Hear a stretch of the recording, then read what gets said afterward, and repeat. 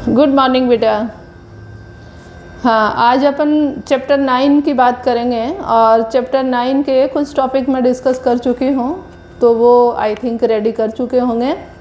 और अभी जो नेक्स्ट टॉपिक अपना है वो है लॉज ऑफ ए रिफ्लेक्शन।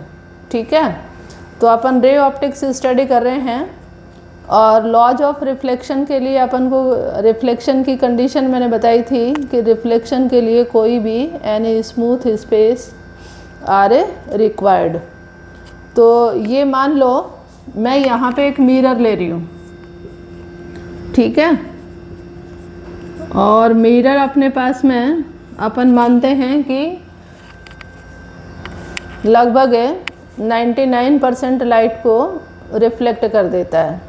ठीक है, मिरर बनाया कैसे जाता है उसके लिए देखिए, प्लेन मिरर बनाना है तो एक ग्लास प्लेट लेंगे अपन और ग्लास प्लेट का एक साइड अपन सिल्वर से पॉलिश कर देते हैं, क्योंकि सिल्वर इज ए 100% रिफ्लेक्टिंग है मटेरियल। क्योंकि मेटल है तो मेटल क्या करती है, लाइट को रिफ्लेक्ट करने का काम करती है। ठीक है, तो सिल्वर की कोटिंग होती थी पहले, जो मिरर बहुत कॉस्टली मिरर बनते थे उस पर। और अभी अपन क्या करते हैं कि सिल्वर की एक पॉलिश करते हैं, ठीक है, और उस पॉलिश को प्रोटेक्ट करने के लिए उसकी ऊपर एक पेंट कर दिया जाता है। तो आपने मिरर को देखा होगा कि उसमें डार्क कलर पेंट होता है और वो पेंट होता है आपका ब्राउन, रेड या ब्लू, इस तरह का कलर। ठीक है, तो वो तो होता है सिल्वर की जो कोटिंग अपन ने करी है उसको प्रोटेक्ट करने के लिए। आजकल सिल्वर कॉस्टली होने की वजह से एल्यूमिनियम को यूज किया जाता है बेटा। ठीक है, तो सिल्वर या एल्यूमिनियम की पॉलिश कर देंगे तो वो वाला जो सरफेस है वो रिफ्लेक्टर का काम करेगा, क्योंकि अपन मानते हैं कि silver is a good reflector of A light. ठीक है, तो ये जो मैंने लाइन दिखाई है, ये वाला पार्ट जो है वो ओपेक पार्ट है और ऊपर वाला जो पार्ट है वो रिफ्लेक्टर पार्ट है। ठीक है, तो अपन क्या करते हैं कि जहाँ भी रिफ्लेक्शन लो लेंगे वहाँ पे एक परपेंडिकुलर शो करेंगे। तो perpendicular that means 90 degree angle है फ्रॉम द इंसिडेंट पॉइंट। तो ये अपन ने एक एन और एन डैश से क्या लिया है, नॉर्मल लिया है बेटा। कौन से पॉइंट के लिए, बी पॉइंट के लिए। ठीक है, और इधर मान लीजिए मैं अपनी टॉर्च से इस डायरेक्शन से लाइट इंसिडेंट कर रही हूँ। तो ये जो ए बी मैंने लिया है, ए बी है वो इंसिडेंट रे है।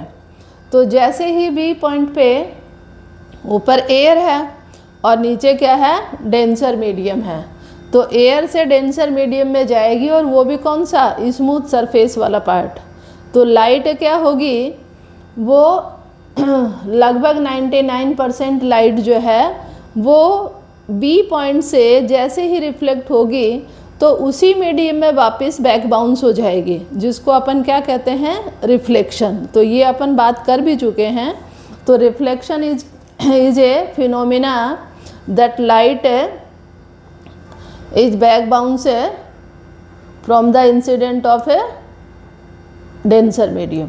ठीक है, तो ये अपने पास में रिफ्लेक्शन हो गया। अब ए बी अपन क्या ले रहे हैं बेटा, ए बी अपन ले रहे हैं इंसिडेंट लाइट, और बी पॉइंट पे इंसिडेंट होने के बाद में ये बैक बाउंस कहाँ हो रही है, बी सी डायरेक्शन में। तो B C is a reflection है रे।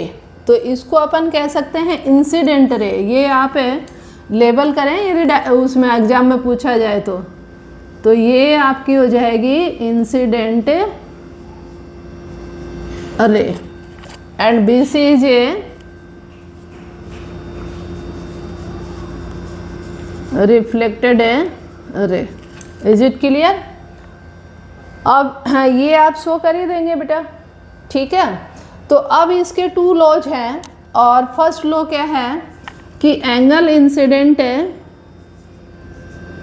आई always equal to the reflection angle are. तो ये सिंपल सा है। ठीक है, मतलब इंसिडेंट एंगल है always equal to the reflection angle. ये कंडीशन बनती है रिफ्लेक्शन में, जितना एंगल नॉर्मल के साथ में इंसिडेंट रे बनाएगी उतना ही एंगल रिफ्लेक्शन रे जो है वो नॉर्मल के साथ में बनाएगी। इज इट क्लियर बेटा? अब सेकंड जो इसका लो है वो है इंसिडेंट रे, और नॉर्मल है, नॉर्मल किसको ले रहे हैं? परपेंडिकुलर है एन एंड डैश को, एंड है रिफ्लेक्टेड रे।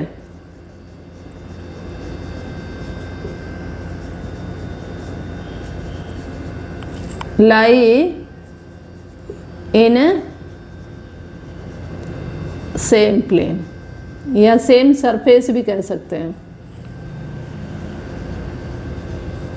ठीक है, तो ये सेकंड लॉ क्या है कि incident ray, normal and reflected ray always lie in same plane. ये ऑलवेज का मतलब ये जो फिनोमिना है ये हमेशा रहेगा। तो ये अपने पास में क्या है? सेकंड लॉ है। तो इजी सा टॉपिक है और 10th लेवल का ही टॉपिक है, तो ये अपन को समझना है। अब थोड़ी सी मैं बात करती हूँ प्लेन मिरर की, ठीक है, क्योंकि आपके प्लेन मिरर कम, स्फेरिकल मिरर ज़्यादा है। तो प्लेन मिरर क्या है कि जैसे मान लो मेरे पास में एक ग्लास स्लेब है, ठीक है, ये ग्लास स्लेब है और इस ग्लास स्लेब का इधर मैंने सिल्वर से पॉलिश कर दिया, ठीक है, ये सिल्वर पॉलिश है और इसको कोट कर दिया किससे? किसी पेंट से। तो ये वाला जो पार्ट है इधर अंदर वाला जो पार्ट है ये आपका रिफ्लेक्शन पार्ट रहेगा, ठीक है, क्योंकि पेंट करने के बाद में पेंट वाला जो पार्ट है वो क्या हो जाएगा? ओपेक हो जाएगा, क्योंकि पेंट तो क्या होता है?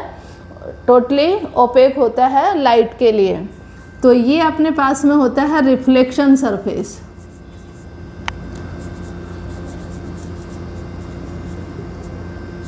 तो ये रिफ्लेक्शन साइड हो जाएगी बेटा। अब इसमें क्या रखना है कि ये प्लेन ग्लास की स्ट्रिप ली है आपने, तो इसका रेडियस ऑफ कर्वेचर जो होता है वो क्या होता है? इनफाइनाइट होता है। यदि रेडियस ऑफ कर्वेचर किसी चीज़ का बढ़ाओगे तो कर्व पार्ट कम होगा। तो देखिए 2 वर्ड पूछा जाता है कई बार कंफ्यूज करने के लिए, कर्वेचर 0 होगा एंड रेडियस ऑफ कर्वेचर क्या होता है कि जिस पार्ट का आपने ये बनाया उसका एक बड़ा स्फेयर बनाएं तो अपने पास में एक प्लेन सरफेस निकल के आता है, ठीक है। तो यदि अपन रेडियस ऑफ कर्वेचर बहुत ज़्यादा लेंगे तो उसका एक छोटा पार्ट जो होगा उसका कर्वेचर क्या होगा? नियरली 0 होगा। तो प्लेन मिरर के लिए रेडियस ऑफ कर्वेचर को अपन कैपिटल R से डिनोट करते हैं। ये 10th क्लास में भी आपने स्टडी किया है। तो ये होता है इनफाइनाइट, और जो कर्वेचर होता है वो क्या होगा? कर्वेचर होता है 0, ठीक है। तो ये आपको प्लेन मिरर के लिए याद रखना है। अब प्लेन मिरर के लिए यदि अपन देखें कि इमेज किस तरह से फॉर्मेशन होती है, तो इमेज फॉर्मेशन क्या होगी कि जैसे मान लो मैंने ये कोई ऑब्जेक्ट रखा हुआ है इस मिरर के सामने और ये मेरा है 5 सेंटीमीटर के डिस्टेंस पे, ठीक है। तो इससे एक रे अपन ले सकते हैं परपेंडिकुलर टू द नॉर्मल। और देखिए अभी अपन ने स्टडी किया है कि incident angle always equal to the reflection angle. तो ये नॉर्मली इसके ऊपर आ रही है, तो इसका मतलब है रिफ्लेक्शन रे जो है वो 90 डिग्री से बैक बाउंस हो जाएगी, ठीक है। तो सेम डायरेक्शन में जाएगी। तो आपको ये फील होगा कि ये जो रे है ये पीछे से कहीं से आ रही है। एक रे आप विदाउट नॉर्मल ले लें तो ये रे आपकी आई है और ये रिफ्लेक्ट होगी। तो देखिए ये इस तरह से रिफ्लेक्ट होगी, ये इसका परपेंडिकुलर होगा, तो ये एंगल आई और ये रिफ्लेक्शन एंगल, तो ये भी सेम बनाएगी और ये आपको लगेगा कि ये पीछे से आ रही है, ठीक है। इसको थोड़ा सीधा बनाना बेटा, मेरी डायरेक्शन वो जा रही है। तो ये आपको यहाँ ऑब्जेक्ट दिखेगा, ठीक है। तो ये जो डिस्टेंस होगी बिहाइंड द मिरर है ऑल्सो 5 सेंटीमीटर। तो ये प्लेन मिरर की कंडीशन होती है कि जितने डिस्टेंस पे मिरर के सामने कोई ऑब्जेक्ट रखा हुआ है, उसके ठीक पीछे उतनी ही डिस्टेंस पे इमेज फॉर्मेशन होती है। और ये देखिए ओपेक पार्ट है इधर वाला, तो ये वाली रे जो है ये एक्चुअल में आएंगी नहीं, केवल है आपको ऐसा लगेगा कि ये आ रही हैं, फील होंगी ओनली। तो ये वर्चुअली अपन को बनानी पड़ रही है। तो इमेज का जो करेक्टर होगा वो क्या होगा, इमेज का करेक्टर होता है वर्चुअल इमेज। वर्चुअल का मतलब ये डॉट डॉट लाइन जो है ये एक्चुअल में आ नहीं रही हैं, ये अपन को लगेगा कि इधर से आ रही है, ठीक है। और दूसरी क्या है कि ये इरेक्ट इमेज होती है, तो वर्चुअल इमेज एवरी टाइम कैसी होगी, इरेक्ट इमेज होगी, ठीक है। जैसे मान लो मैं मिरर के सामने सीधी खड़ी हूँ तो मेरी इमेज सीधी ही होगी, जिसको अपन कहते हैं इरेक्ट इमेज, ठीक है। और इसकी साइज जो है वो भी क्या होगी, सेम साइज एंड शेप।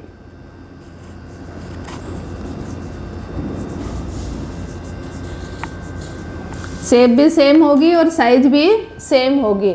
लेकिन एक करेक्टर होता है बेटा मिरर का, आपका जो लेफ्ट हैंड है वो दिखेगा राइट में, क्योंकि मिरर के सामने अपन खड़े होते हैं तो आपका फेज इधर है और मिरर क्या कर देता है, उसको डाइवर्ट करके अपनी साइड ले जाता है। तो आपका जो लेफ्ट पार्ट है वो राइट में दिखेगा और राइट पार्ट जो है वो लेफ्ट में दिखेगा। तो इसको कहते हैं लेटरल इन्वर्जन। इस पे MCQ क्वेश्चन आया हुआ है, ठीक है। तो एक करेक्टर क्या होगा, लेटरल इन्वर्जन वाला।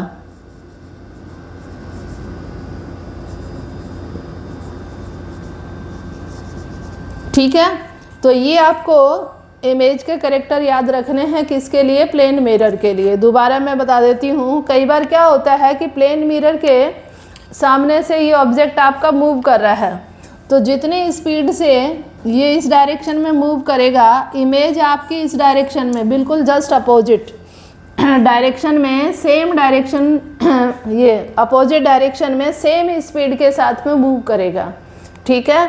तो देखिए दोनों की डायरेक्शन अपोजिट है, तो इनकी जो रिलेटिव स्पीड होगी वो दोनों का एडिशन होगी, ठीक है। और बाकी ये वर्चुअल इमेज बनेगी, इरेक्ट इमेज बनेगी, सेम साइज और शेप की बनेगी और सेम डिस्टेंस पे भी बनेगी बिहाइंड द मिरर।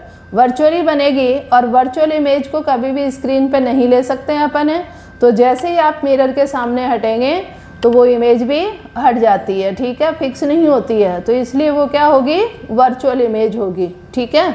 तो ये आपके हो गए character of a plane mirror. Is it clear बेटा? तो ये आपको याद रखना है। Okay bye.